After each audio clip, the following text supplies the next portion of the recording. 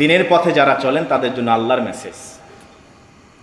এই মেসেজটা আল্লাহ তাআলা কাকে দিচ্ছেন? পৃথিবীর শ্রেষ্ঠ মানুষকে, যিনি আমাদেরকে দিন শিখিয়েছেন, যিনি আমাদেরকে ওই জান্নাতের ওই সিঁড়িটা দেখিয়েছেন, যিনি নিজে সেখানে কদম রেখেছেন আর আমাদেরকে বললেন আমি যেখানে কদম রেখেছি তোমরাও সেখানে কদম রাখবে।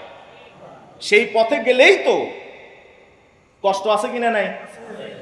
আমার আল্লাহ বলেন ওয়ালাকাদ না'লামু আন্নাকা ইয়াদীকু সাদরুকা বিমা ইয়াকুলুন। নবী হে, লোকেরা কুফফারে কুরাইশ, তারা কাফের মুশরিকরা আপনাকে যা বলে এখানে আপনার মন্তরে কষ্ট হয়, এটা আমি জানি। আপনার করেন হলো ফাসাব্বিহ বিহামদি রাব্বিক। কষ্ট হইলে কি করার কথা?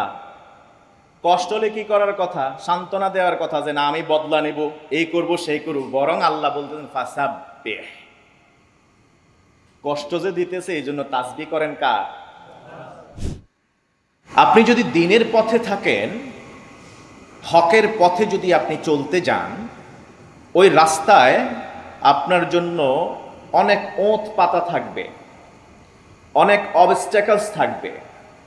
ওই রাস্তাটা উঁচু নিচু হবে, ওটা বন্ধুর হবে, এইটা মসৃণ হবে না, ফুলেল হবে না, আপনাকে লাল গালিচা দিয়ে স্বাগত জানাবে না যদি আপনি সত্যের পথে থাকেন। এটা আগে মাথায় ঢুকায় নেন। আপনি যেদিন থেকে চেষ্টা করবেন আপনি সঠিক পথে যাবেন, সেদিক থেকে আপনার ওই সঠিক রাস্তার আশেপাশে বহু রাস্তা আপনার জন্য বের হয়ে যাবে।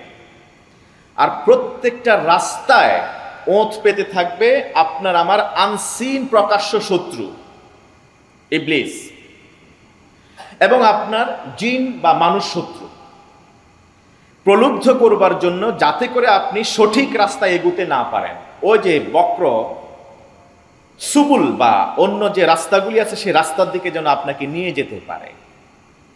সেই দিন থেকে ইবলিস তার দল পুরোপুরি চেষ্টা করবে আপনাকে সত্য পথচ্যুত করতে। যেদিন আপনি সত্য পথে হাঁটার জন্য পা রাখলেন, প্রথম কদম রাখলেন, আপনি যে রাস্তায় হাঁটবেন সেই রাস্তায় যদি কাঁটা না থাকে, পাথর না থাকে, সেই রাস্তায় যদি কষ্ট না থাকে, সেই রাস্তায় যদি আপনার নির্যাতন না থাকে, আপনার সমালোচনা না থাকে, মনে রাখবেন ওই রাস্তাটা সঠিক রাস্তা না। আপনার চলার পথে যদি কোনো বাধা বিপত্তি না আসে, আপনি সবসময় যদি ভালো থাকেন, দিনের কথা বলার পরেও, দিনের পথে চলার পরেও আপনি জানেন আপনি দিনের পথে আছেন, কিন্তু কোনো বাধা আসে নাই, কোনো বিপত্তি নাই, কোনো কথা নাই আপনার বিরুদ্ধে, মনে রাখবেন আপনার এই পথে সমস্যা আছে।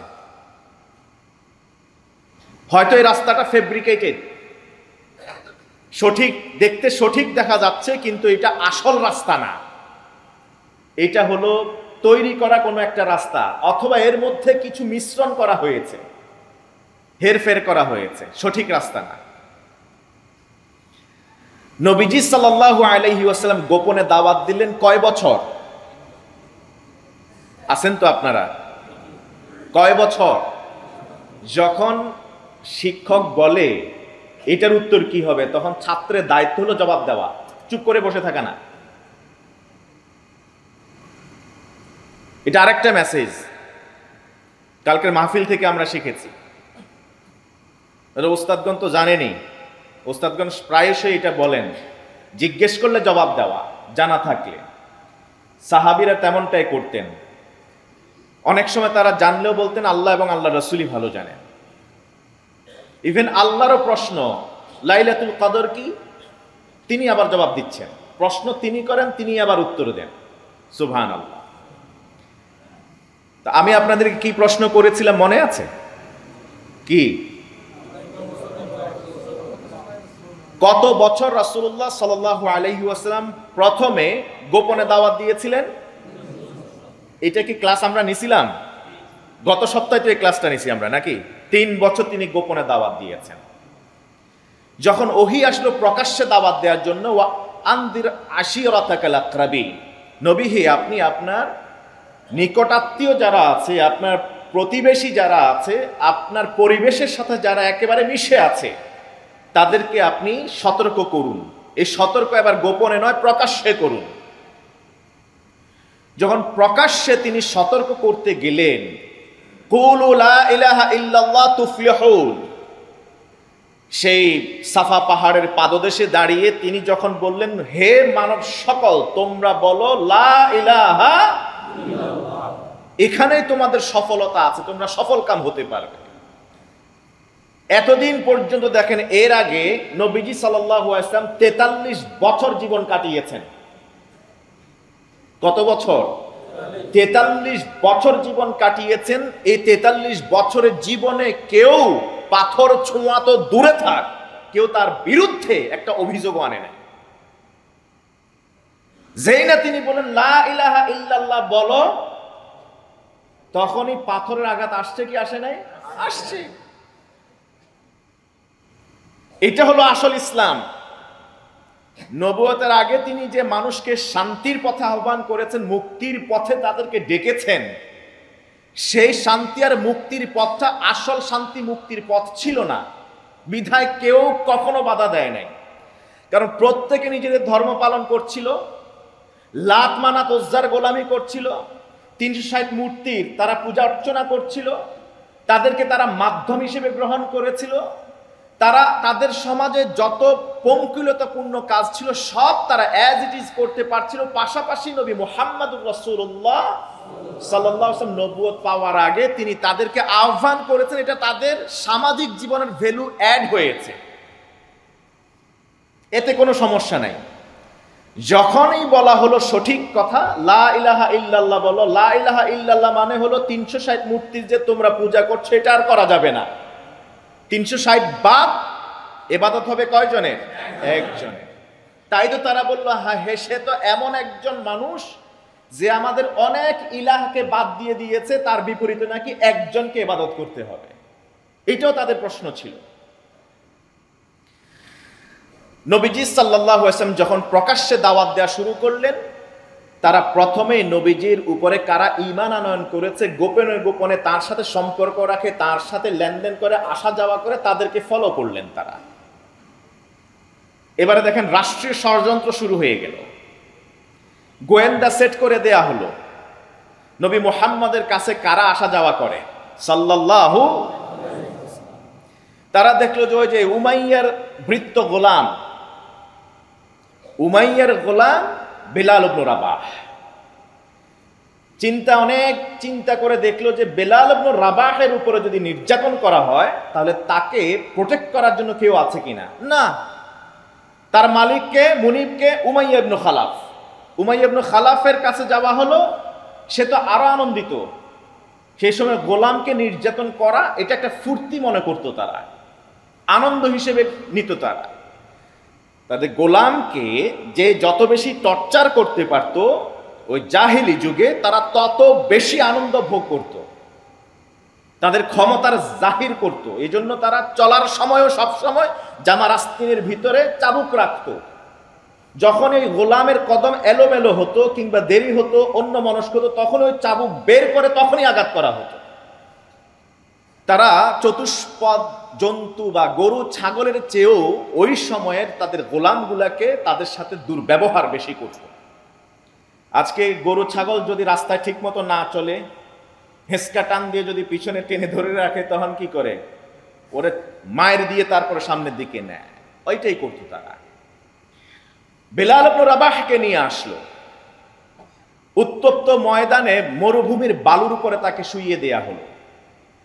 শুইয়ে দেওয়ার পরে সবচেয়ে বড় পাথরটি তার বুকের উপরে চাপিয়ে দেয়া হলো, গলায় রশি লাগিয়ে দেয়া হলো এবং কিছু পাগল আর যুবকদেরকে লেলিয়ে দেয়া হলো। তার পিছনে রশিটা ধরে পাথর বুকের উপরে চাপা দেয়া থাকবে, আর এই মরুভূমির উত্তপ্ত এই বালির উপরে তাকে খালি পিঠে ছেঁচড়িয়ে নিয়ে যাওয়া হবে।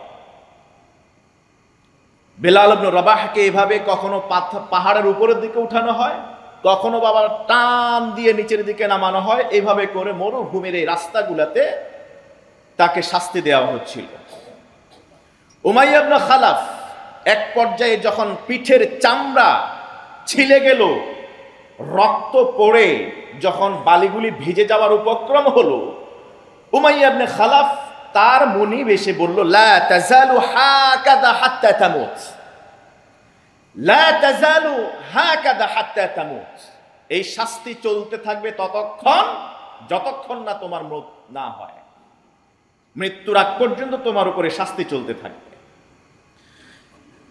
বাঁচতে চাও কি তুমি এই শাস্তি থেকে? আবার আগের মতো করে থাকবা, খাবা, কাজ করবা, ওই জীবনকে আবার ফেরত পেতে চাও? তাহলে তাকফুরা বি মুহাম্মাদ, একটাই শুধু কাজ, মুহাম্মদকে অস্বীকার করো, তার সাথে সম্পর্ক ছেড়ে দাও। তাকফুরা মুহাম্মাদ বলে নাই মুহাম্মদকে মেরে ফেলো, বলে নাই মুহাম্মদকে আঘাত করো, কি বলছে? তাকফুরা মুহাম্মাদ, মুহাম্মাদের সাথে যে সম্পর্ক আছে তোমার এই সম্পর্ক কেটে দাও, ওই সম্পর্ক নষ্ট করো, ওনাকে অস্বীকার করো। আর ওই যে এক খোদা বললো যে লা ইলাহা ইল্লাল্লাহ, এক খোদার কথা যে বললো, এক আল্লাহর কথা, তা'বুদাল্লাত ওয়াল উজ্জা, ওই এক আল্লাহর ইবাদত করা যাবে না। ইবাদত যদি করাই লাগে, ওই লাত আর উজ্জা আছে এদের পূজা করবে, এদের ইবাদত করবে, তাইলে তোমাকে ছেড়ে দেব। ইতিহাস বলে তাকে আজাদি করে দেওয়ার সেই প্রলোভনও দেখানো হয়েছিল, তুমি একেবারে আজাদ, স্বাধীন হয়ে যাবা, তোমার উপর আর কোনো কর্তৃত্ব থাকবে না, তুমি উন্মুক্ত বাতাসে খোলা আকাশের ময়দানে ঘুরবা, তোমাকে কেউ টর্চার করবে না, কারো গোলামি করা লাগবে না, তোমার যেদিকে মন চায় সেদিকেই যাবা। শুধু একটাই কাজ, মুহাম্মদের সাথে সম্পর্ক ছেদন, লাত উজ্জার গোলামি করবে, আর কিছু না। রাজি হয়ে গেছিলেন তিনি? হ্যাঁ, সম্পর্ক ছেড়ে দিছিলেন। যতবার টর্চার করে, বিরতি দিয়ে দিয়ে এসে যখন এই কথাগুলো বলে, তার মুখ থেকে কথা একটাই, আহাদুন আহাদ, আহাদুন আহাদ। লাত মানাত উজ্জা নয়, ওই যে লা ইলাহা ইল্লাল্লাহ, যে এক ইলাহের কথা বলেছে, আমি সেই এক ইলাহের উপর ঈমান আনয়ন করেছি, অস্বীকার করে না। বেলাল ইবনে রাবাহ এর পিছনে যে উমাইয়া তার উপর অত্যাচার করেছে, নির্যাতন করেছে, ইতিহাসে কোথাও লেখা নাই। যেদিন থেকে নবী মুহাম্মদ সাল্লাল্লাহু আলাইহি ওয়াসাল্লামের উপর ঈমান আনয়ন করেছেন, সেদিন থেকে নির্যাতন শুরু হয়ে গেল। তার মানে হলো, আপনি যদি সঠিক রাস্তায় আসেন, ওই রাস্তায় আসলে বিপদ আছে কিনা নাই? যদি রাস্তা মসৃণ হয়, আপনি কেবল দাওয়াত বেশি বেশি করে পাইতে থাকেন, একের পর এক আপনার সমৃদ্ধি হয়, উন্নতি হয়, জীবনে কখনো পাথরের আঘাতও যদি না আসে, মনে রাখতে হবে ফিহে নজর, এখানে কিছু প্রবলেম আছে।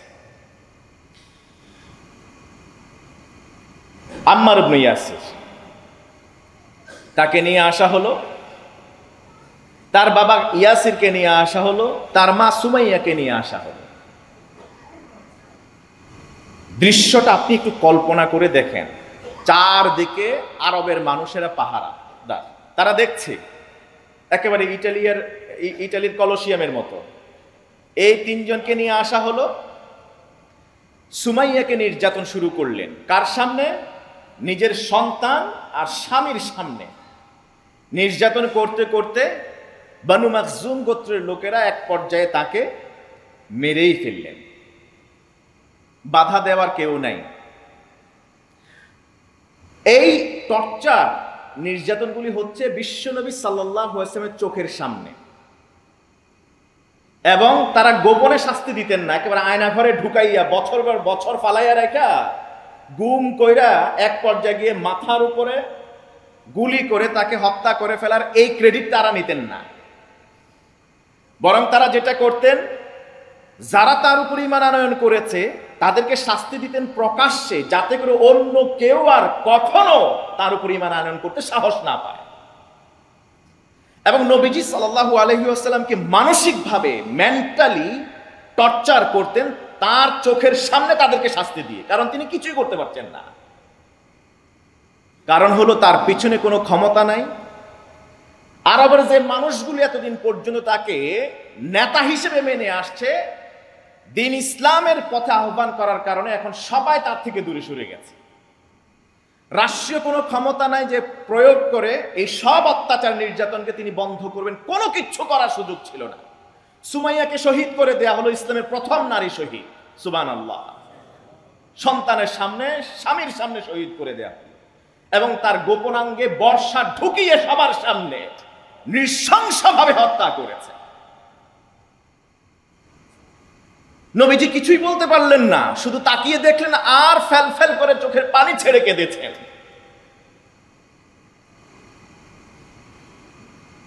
আম্মার ইবনে ইয়াসিরকে নির্যাতন শুরু করলো। আম্মার ইবনে ইয়াসিরকে নির্যাতনের মাত্রা ছিল এইরকম, বাবার সামনে তাকে বালির উপরে শোয়ানো হতো, শোয়ায় দিয়ে তার হাতের মধ্যে পায়ের মধ্যে পেরেক মারা হতো। কখনো এভাবে করে তাকে শুল দিয়ে আঘাত করত, শরীরের মধ্যে বিভিন্ন জায়গায় ফুটা করা হতো। আবার কখনো কখনো তাকে দড়ি দিয়ে ওই উত্তপ্ত বালির উপরে টানা হেঁচড়া করা হতো। বারবার একটাই কথা বলা হতো, নবী মুহাম্মদ সাল্লাল্লাহু আলাইহি ওয়াসাল্লামকে অস্বীকার করো, তার এই দিন ছেড়ে দাও, আমাদের দলে চলে আসো। কিন্তু ইয়াসির এবং তার সন্তান আম্মার এরা রাজি হন নাই। যখন সুমাইয়াকে শহীদ করে দেয়া হলো, সন্তান স্বচক্ষে দেখলেন, বেঁধে রেখেছেন, মায়ের কাছে পর্যন্ত যেতে পারছেন না, মায়ের কপালে বিদায়ের লগ্নে একটু চুমু দিয়ে তার পাশে থাকবেন, শরীরটা স্পর্শ করবে, সেই সুযোগটাও তারা দেয় না। নবীজি সাল্লাল্লাহু আলাইহি ওয়াসাল্লাম খুব কাছ থেকে দৃশ্য অবলোকন করছিলেন, কাছে যেতে গেলে তাকে বাধা দেয়া হয়। নবীজি এক পর্যায়ে কাছে গেলেন, বললেন সাবরান আলা ইয়াসির, সাবরান আলা ইয়াসির, মাওঈদুকুমুল জান্নাহ, সাবরান আলা ইয়াসির, ইয়াসির তোমার চোখের সামনে তোমার স্ত্রীকে শহীদ করে দেয়া হয়েছে, তোমার চোখের সামনে তোমার কলিজার ধন তোমার সন্তানকে এভাবে অকাতরে নির্যাতন করছে, আমি নবী মুহাম্মদ কিছুই করতে পারছি না। আমি তোমাদেরকে একটা নসিহা করি, উপদেশ দেই, সাবরান, ধৈর্য ধরো, ধৈর্য ধরো, হে ইয়াসিরের পরিবার ধৈর্য ধরো, মাওঈদুকুমুল জান্নাহ, আমি নবী মুহাম্মদ তোমাদেরকে অঙ্গীকার করছি তোমাদের সাথে আমার জান্নাতে দেখা হবে।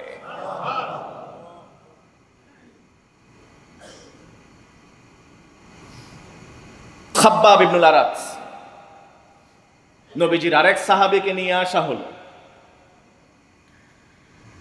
ইতিহাস অনেক পরে তার উপর যে নির্যাতন করেছে তার চিত্র ইতিহাসের পাতায় লিখেছে। এই ঘটনা নবীজির আমলে ঘটেছে, যখন প্রকাশ্যে দিনের দাওয়াত দেওয়া শুরু হয়েছে তখন এই নির্যাতন চালানো হয়েছে। আর এটাকে ওমর ইবনুল খাত্তাব রাদিয়াল্লাহু তাআলা নিজে বর্ণনা করছেন, যখন তার শাসন আমল আসলো তখন খাব্বাব ইবনুল আরাত ওমর ইবনুল খাত্তাব রাদিয়াল্লাহু তাআলার কাছে আসলেন। সাহাবীদের এক একজনের গুণ বর্ণনা করা হচ্ছে, কিন্তু খাব্বাব ইবনুল আরাত তখন নিজের অবস্থান জানান দিতে গিয়ে তখন এই ঘটনা বললেন। যেমনি ভাবে আমাদের তরুণ প্রজন্ম 24 দেখেছে, 71 দেখে নাই। 71-এর সময় যে অবর্ণনীয় নির্যাতন হয়েছে মুক্তিযোদ্ধাদের উপরে, বাংলাদেশের নিরীহ মানুষদের উপরে, সেই দৃশ্য তো আমরা চোখে দেখি নাই, বিধায় আমরা ভুলতে বসেছি। এখন কোন মুক্তিযোদ্ধা, সত্যিকারের মুক্তিযোদ্ধা, ফ্যাব্রিকেটেড না, সার্টিফিকেটের মুক্তিযোদ্ধা না, সত্যিকারের দেশপ্রেম যাদের মাঝে ছিল, যারা নির্যাতনের শিকার হয়েছেন, এখন আমরাও শুনতে আগ্রহী, আর তারা বলেও শান্তি পান। আর আমরা এমন এক অবলা জাতি হয়েছি, এত এক নেমক হারাম জাতিতে পরিণত হয়েছি যে মুক্তিযোদ্ধাদের এই অবদানকে অস্বীকার করতে শুরু করেছে, কিংবা কেউ কেউ মুক্তিযোদ্ধারা তাদের যে ইতিহাস, যে বিজয়ে গাথা ইতিহাস, যে স্যাক্রিফাইস তারা করেছেন, সেই কথাগুলি, গল্পগুলি বলতে গেলেও আমরা সময় দেই না, সময় হয়ে ওঠে না শোনার মতো। তো খলিফা ওমর ইবনে খাত্তাব রাদিয়াল্লাহু তাআলা মনোযোগ সহকারে শুনলেন এবং তিনি পরীক্ষা করলেন জামার কাপড় সরিয়ে দিয়ে, গায়ের কাপড় সরিয়ে দিয়ে। খাব্বাব ইবনুল আরাত তিনি বললেন, আমি যখন ইসলাম আনয়ন করেছি, প্রকাশ্যে যখন এটা চলে আসলো কুফফারে কুরাইশদের কাছে, জানাজানি হয়ে গেল, তারা আমাকে ধরে নিয়ে আসলো, ওয়াকাদ আওকাদু লি নারান, আগুন জ্বালাইলো তারা। এবার আর শুধু সূর্যের হিটের মাধ্যমে নয়, আগুন জ্বালাইলো, কুণ্ডুলি করলো, আগুন জ্বালাইলো। সেখানে কাঠগুলিকে পোড়ানো হলো, গাদা গাদা কাঠ পোড়ানোর পরে সেগুলি যখন কয়লা হয়ে গেল, ওই কয়লাগুলাকে আবার বাতাস দেয়া হলো, এগুলোকে উত্তপ্ত করা হলো। যেমনি ভাবে বারবিকিউ করতে গেলে কয়লাগুলাকে যেভাবে উত্তপ্ত করা হয়, এভাবে উত্তপ্ত করা হলো। সুম্মা সালাকুনি ফিহা, কয়লাগুলো যখন একেবারে লাল হয়ে গেল, আগুন ধরে গেল, ভালো করে জ্বলে উঠলো আগুন, আমাকে সেই কয়লার উপরে ফেলে দেয়া হলো, চিৎ করে শোয়া দেয়া হলো। সুম্মা ওয়াদাআ রাজুলুন রিজলাহু আলা সাদরি, আমাকে যখন চিৎ করে ফেলে দেয়া হলো, আমার হাত পা বাঁধা, নড়তে পারছি না, কিন্তু পিঠের নিচে উত্তপ্ত কয়লা। আমি যেন সরে না যেতে পারি কয়লা থেকে, নিজেকে যেন বাঁচাতে না পারি। ওই সময় তাদের মধ্য থেকে একজন এসে আমার বুকের উপরে নিজের পা দিয়ে চেপে ধরেছে। কোন অবস্থায়? যখন আমার শরীরে কাপড় নাই, আমার চামড়ার নিচে উত্তপ্ত কয়লা, যেটাকে একটু আগে আমার চোখের সামনে আগুন দেওয়া হয়েছে, ওই কয়লার উপরে। ফামাত্তাকাইতুল আরদা ইল্লা বিযহরি, আমার পিঠ জমিনে স্পর্শ করেছে, অর্থাৎ আগুন দিয়ে পুড়তে পুড়তে আমার সেখান থেকে গোশতগুলি সরে গেছে, আমার পিঠের চামড়া জমিন স্পর্শ করেছে। ওমর ইবনে খাত্তাব বললেন, দেখি সেই দাগ এখনো আছে কিনা। খাব্বাব ইবনুল আরাত তিনি পিঠের কাপড় সরালেন, দেখলেন, ওমর নিজে বর্ণনা করছেন, আমি তাকায় দেখলাম খাব্বাবের পিঠে, মানুষ যখন বার্ন ইউনিটে যায়, বিভিন্ন মেডিসিন দেওয়ার পরে যখন সে সুস্থ হয়, চামড়া যেভাবে কুচকিয়ে যায়, চামড়ার বর্ণ যেমনিভাবে সাদাতে পরিণত হয়ে যায়, কালার চেঞ্জ হয়ে যায়, খাব্বাব ইবনুল আরাতের পিঠে তাকায় দেখলাম সেই চামড়াগুলি সাদা হয়ে গেছে। এখনো পর্যন্ত সেই চামড়া কুচকে আছে, তবে কোমরের দিকে আর একটু কাপড় সরিয়ে দেখলাম, নিতম্বের একটু উপরে দেখলাম সেখানে বিভিন্ন জায়গায় গর্ত হয়ে আছে।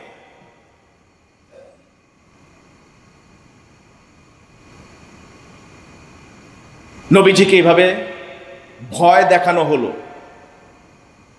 যাতে করে তিনি প্রকাশ্যে দাওয়াত দেওয়া থেকে বিরত থাকেন। ইতিহাস তার পুনরাবৃত্তি ঘটায়।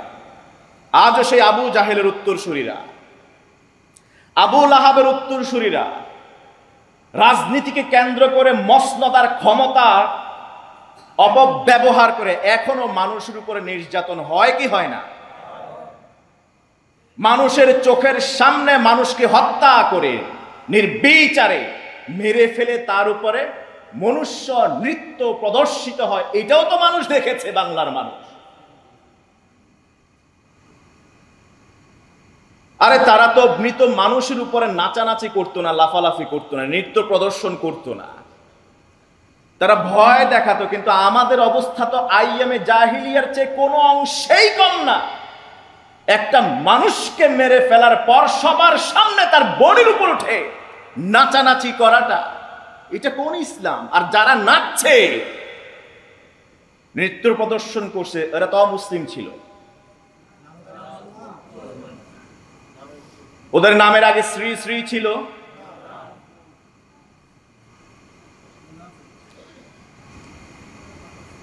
নবীজিকে সাহাবী তার অনুসারীদেরকে কষ্ট দিয়ে এভাবে বিরত রাখতে চাইলেন। সত্যিকারের দিনের পথে যারা থাকেন, একবার যারা ওই সিঁড়িতে উঠে যান, জান্নাতের সিঁড়ি, সঠিক রাস্তা যেটা সিরাতে মুস্তাকিম, মাগার পা কেটে ফেলবে, ধর থেকে গর্দান আলাদা করে ফেলবে, ওই পাটা পিছলায় পড়ে যাবে না, ওই জান্নাতের সিঁড়িতেই থাকবে, হয়তো তার বডি থাকবে না সেখানে। ইমানদার অবস্থা হবে এইরকম। বেলাল ইবনে রাবাহ, আম্মার ইবনে ইয়াসির, সুমাইয়া, খাব্বাব ইবনে আরাত, খুবাইব, যত সাহাবীদেরকে নির্যাতন করা হয়েছে, তারা যে জান্নাতের সিঁড়িতে কদম রেখেছেন ওই কদম সেখান থেকে সরে নাই, হয়তো বা মেরে ফেলার কারণে বডি সরে গেছে, তারপরে কদম নাড়ান নাই। নবীজি যেই সিঁড়িতে উঠলেন সেই সিঁড়িতেই রইলেন। তাকে এবার মেন্টালি আল্লাহ রসুলকে প্রেশার ক্রিয়েট করা শুরু করলো, টর্চার শুরু করলো। চোখের সামনে সাহাবীদেরকে এভাবে অবর্ণনীয় নির্যাতন, যে যদি তুমি না সরো তাহলে তোমাকে আমরা এতদিন যা মানছি কিন্তু তোমার ওই অবস্থা হতে পারে, এভাবে বুঝালেন। আছে না আমাদের সমাজে বন্দুক ঠেকিয়ে বলে যে এখান থেকে সরে যাও, অথবা স্বাক্ষর কর বা এই কর সেই কর, আছে কিনা না এরকম? এমনটা চেষ্টা করা হলো। নবীজি দমে গেলেন, থমে গেলেন, দাওয়াত ছেড়ে দিলেন।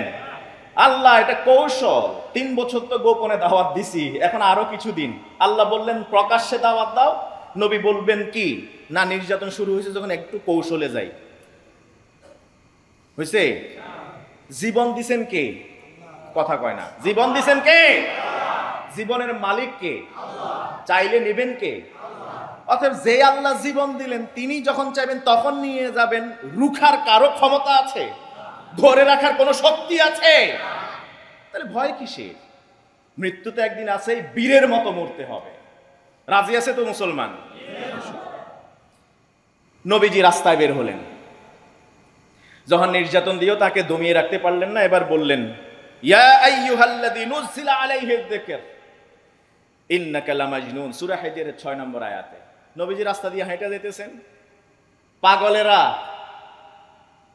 শিশুরা, কিশোরেরা চিৎকার করে করে স্লোগান ধরে ধরে, ওই যে স্লোগান দেয় যে দেখছেন না, স্লোগান দিয়ে দিয়ে বলে একেবারে এই এই পাগল যাইতেছে দেখো, সে নাকি দাবি করে তার উপরে কোরআন নাজিল হয়েছে।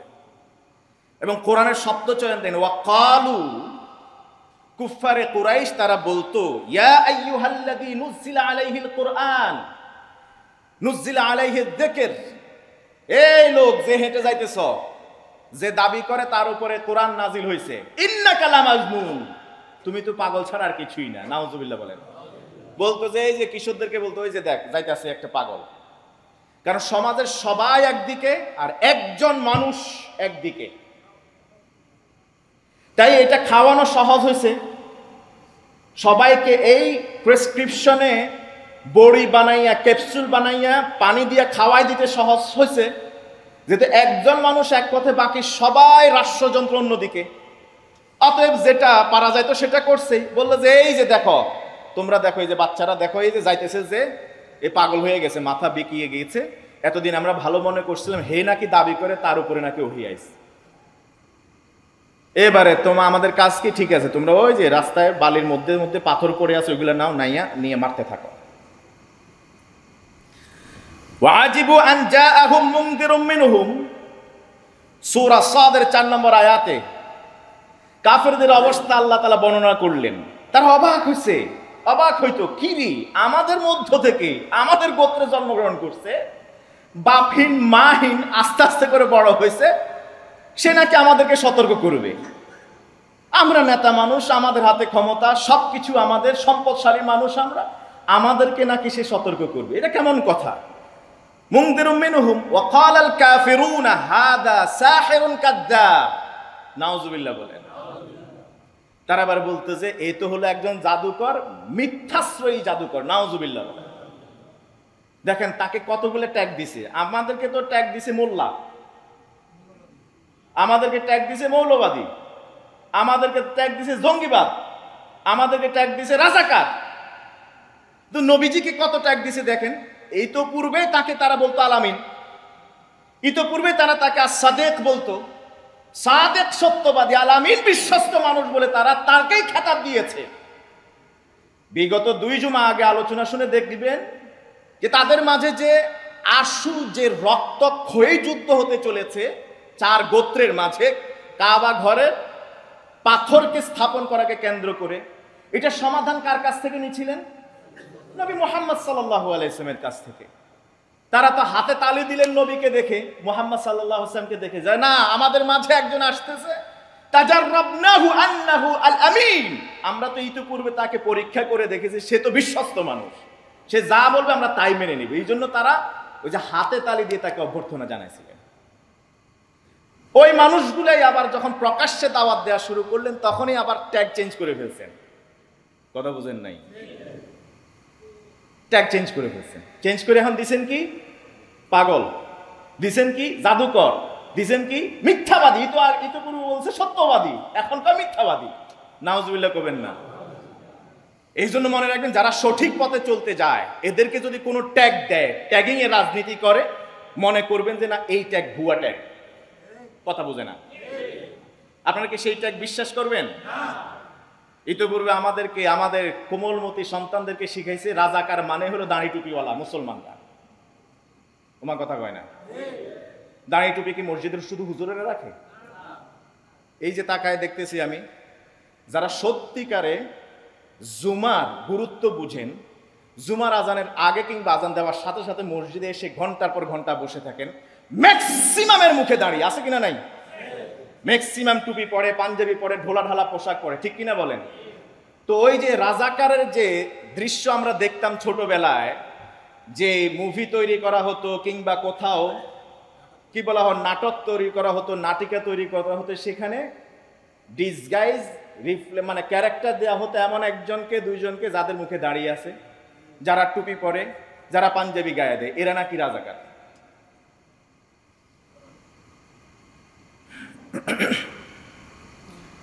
এবার নবীজি কারো কাছে গেলেন, নতুন করে দিনে দাওয়াত দিতে গেলে তারা একজন আরেকজনকে বলতো, রাষ্ট্রীয়ভাবে এটা ঘোষণা করে দিত, রাষ্ট্রীয়ভাবে ঘোষণা করতো, ওয়াকাল আল্লাযীনা কাফারু, সূরা ফুসসিলাতের 26তম আয়াত, ওয়াকাল আল্লাযীনা কাফারু লা তাসমাউ লিহাযাল কুরআনি ওয়ালগাউ ফীহি লাআল্লাকুম তাগলিবুন। রাষ্ট্রীয়ভাবে ফরমান জারি করে দিল, নবী মুহাম্মদ যে সাল্লাল্লাহু আলাইহি ওয়াসাল্লাম, যে কোরআন তার উপরে নাজিল হয়েছে, এ কোরআন যখন তেলাওয়াত করতে থাকবে, এ কোরআন দিয়ে যখন আহ্বান করবে, তোমরা তার কাছে যাবা না, তার এই কথা শুনবা না। মাহফিল আসলে ওইখানে ঠেকায় দিবা, তোমাদের কাউকে যাইতে দিবা না, নিজেরাও যাবা না। কিন্তু ঠেকায় রাখতে পারছে? কথা কয় না। রাষ্ট্রীয় সিদ্ধান্ত হয়েছে কেউ যাবা না।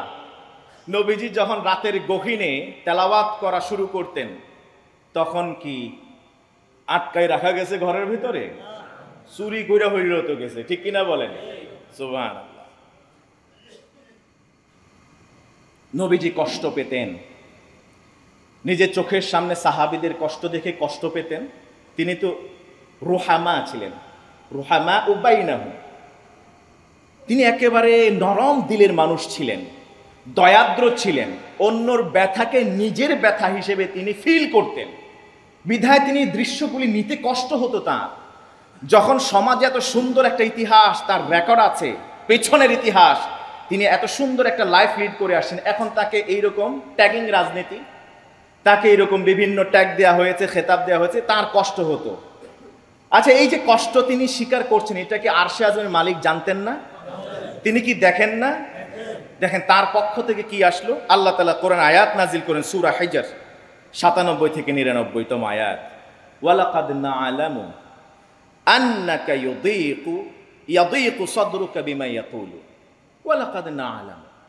নবী, আমি জানি। সুবহানাল্লাহ বলেন।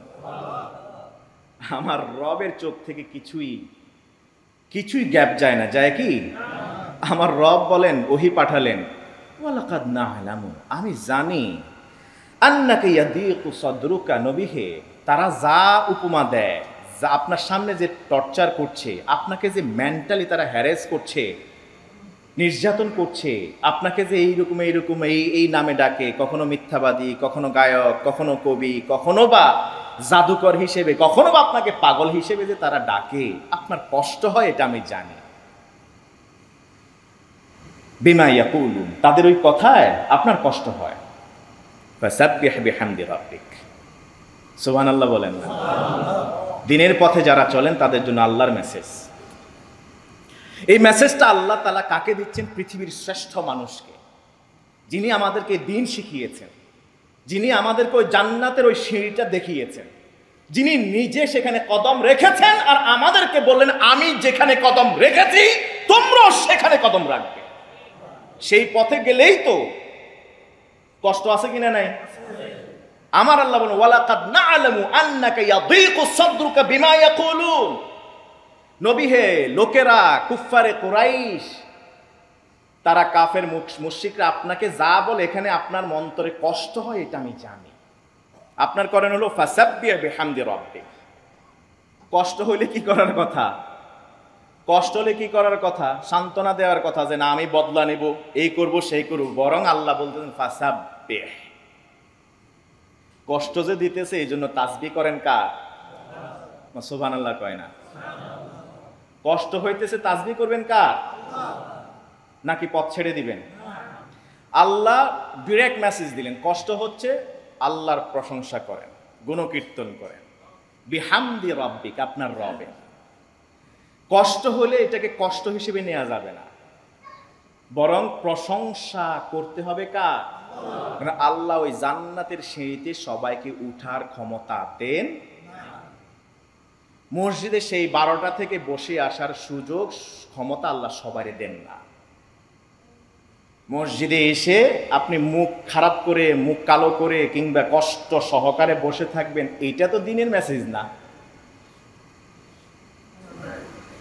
নবীজিকে বললেন যে আপনার কষ্ট হয় আমি জানি, তারা যা বলছে।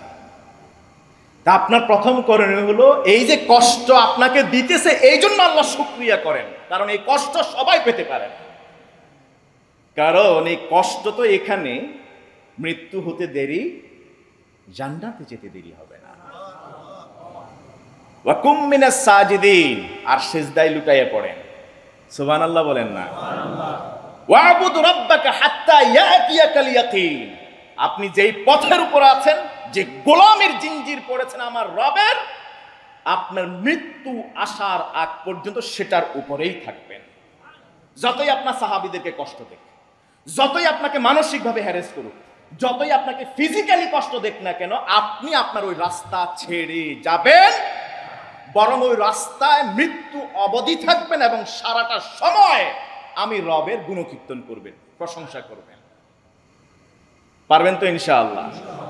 নাকি শত্রু পক্ষের ভয়ে আপনি দমিয়ে যাবেন, সরে যাবেন, রাস্তা ছেড়ে দিবেন, মুখ ভার করে বসে থাকবেন, মুখের উপরে পেরেশানির ছাপ থাকবে? হ্যাঁ,